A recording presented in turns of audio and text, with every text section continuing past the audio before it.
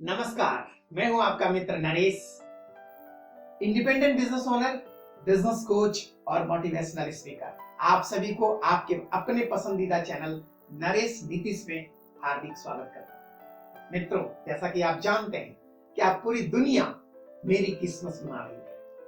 मैं इस मौके पर YouTube चैनल नरेश नीतीश की ओर से आप सभी को ढेर सारी शुभकामनाएं देना चाहता हूं और ये कहना चाहूंगा कि सांता क्लॉज आपके जीवन में ढेर सारी खुशियां का गिफ्ट और मेरे तरफ से भी एक गिफ्ट होगा, लेकिन इस वीडियो का अंत।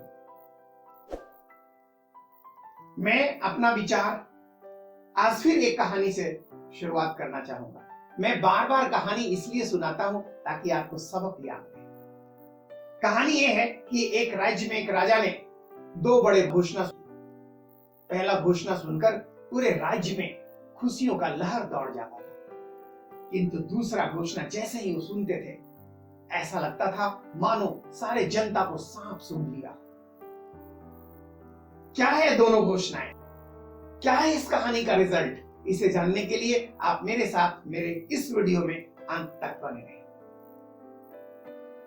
राजा ने पहला घोषणा करवाया कि जो भी मेरे राज्य में 25 साल के नौजुवक हैं उसे 2 साल के लिए राजा का दर्जा दिया जाएगा और उसे 2 साल तक सरकारी सुख सुविधाओं के साथ पूरे परिवार को रहने का मौका मिलेगा। ये बात सुनते ही पूरी जनता में खुशियों का लहर दौड़ जाता था और सारे जनता राजा को वाह वाह करता रहता था। वाह, क्या राजा है, क्या डिसीजन लिया है इन्होंने। लेकिन कुछ ही देर में जैसे ही दूसरा घोषणा आता था कि वह राजा 2 साल के बाद उसे उनके राजगद्दी से उठाकर उन्हें जंगलों के बीच खूंखार जानवरों के समक्ष छोड़ दिया जाएगा ताकि वो जानवर उसे नोच खसोट कर खा जाए। इस सूचना मिलते ही लोग रोने लगते थे, बिलखने लगते थे। ये क्या हुआ, राजा ने ये क्या किया, और उन्हें पूछने लगे।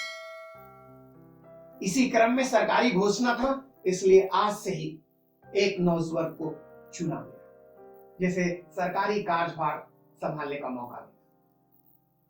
वो अपने परिवार के साथ राजमहल में जाता नहीं है, बल्कि मैं ये कहूं उसे घसीट कर ले जाया जाता है, राजगद्दी पर बैठा दिया जाता है।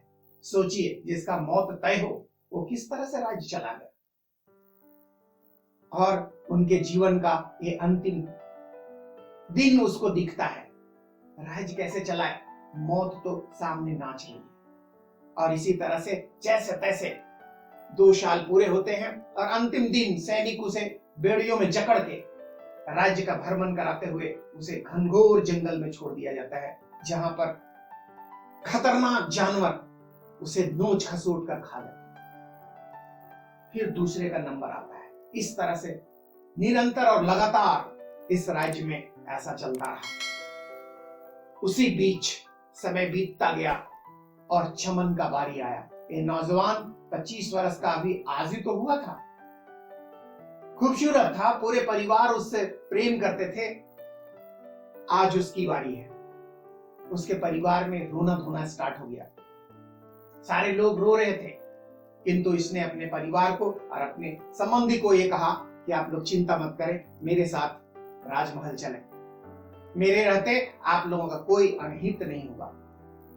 और वो राजमहल में जाता है, उन्हें राज तिलक किया जाता है और वो खुशी खुशी राजकाज संभाल लेता है और सुचारू पूर्वक राज्य को चलाने लगता है। जैसे जैसे दिन बीतता चला जाता है, उनके मंत्रिमंडल के लोग उन्हें चिढ़ाते हैं और राजाओं के तरह कि अब तो तेरा 6 महीना बाकी हो गया, अब तो तू 6 महीने में चले जाओगे, क्यों इतना राजकार को अपने दिलो जान से ज्यादा चाहते और इतना बढ़िया से सुचारू रूप से आप इसे चला रहे हो। अब तेरी मौत नजदीक है। और वो चमन एक कहता था, आने दीजिए, समय देखा जाएगा। और इसी तरह से 6 महीने बीते, 12 महीने बीते, 18 महीने बीते, अब 1 महीना बाकी है, अब 15 दिन बाकी है और आज अंतिम दिन है। सैनिक आते हैं उसे गिरफ्तार करने के लिए, उन्हें बेड़िया पहनाने के लिए, ताकि उन्हें जंगलों में ले जाया जाए। लेकिन मित्र, चमन कहता है रुको, मैं खुद से जंगलों में चलने को तैयार हूं, मुझे किसी भी तरह का कोई डर नहीं है, मेरे साथ चलिए। और सैनिकों को अपने साथ लिए वो जंगलों में हंसता हुआ अपने परिवार के साथ जाने को तैयार हो, जा भी रहा है। धीरे धीरे वो घनघोर जंगलों में पहुंचता है जहां खतरनाक जानवर है। जैसे जैसे जंगल के बीच में वो इन करता जाता है, वैसा ही सैनिक की एक टुकड़ी उसे दिखती है जो उसने अपने सुरक्षा के लिए वहां छोड़ रखा था। घनघोर जंगल के बीच में एक खूबसूरत सुरक्षित महल तैयार करके रखा था और खाने पीने की संपूर्ण व्यवस्था थी। ये देखकर सैनिक दंग रह गए और उनका अपना सैनिक उसे अपने हवाले में ले लिया और इन सैनिकों को कहा, अब आप जा सकते हो। इस तरह से चमन ने अपने राजकाज के बीच पार्ट टाइम में अपने लिए और अपने परिवार के लिए बुद्धिमानी से काम करते हुए न सिर्फ अपना जीवन को बचाया बल्कि अपने परिवार को भी बचाया और राजा को एक मैसेज दिया। क्या आप अपनी जिंदगी में इस तरह का मैसेज की तैयारी कर रहे हैं? उस राजा ने चमन को अपने राज्य का मंत्री बनाने का घोषणा किया। मित्रों, ये चमन के साथ तो हुआ, क्या आपने भी ऐसी तैयारी की है? यदि नहीं की है तो आज से अपने भविष्य की तैयारी करें, नहीं तो 95% लोगों की तरह आपको भी अपने बच्चे, सरकार पर, सामाजिक सुरक्षा पेंशन पर अपनी जिंदगी चलानी पड़ती है। आइए हम सभी अपनी जिंदगी का आज अपने भविष्य का एक नया निर्माण करें और इसी के लिए हम आपको नए साल के उपलक्ष्य में सफलता की रेसिपी पर एक वीडियो का सीरीज गिफ्ट देने जा रहा हूं जो आपको अपने आने वाले भविष्य को संभालने में, संवारने में मदद करेगी। इसी आशा विश्वास के साथ मैं नरेश आपसे विदा लेना चाहूंगा, लेकिन ये जरूर कहना चाहूंगा कि यदि अभी तक आपने इस चैनल को सब्सक्राइब नहीं किया है तो अभी सब्सक्राइब करें, कहीं आने वाला रेसिपी आपसे छूट न जाए। और ठीक 1 जनवरी को 11:45 पर सफलता का सिद्धांत, सफलता का रेसिपी नाम की गिफ्ट आप तक पहुंचेगी। थैंक यू, बाय, नमस्कार।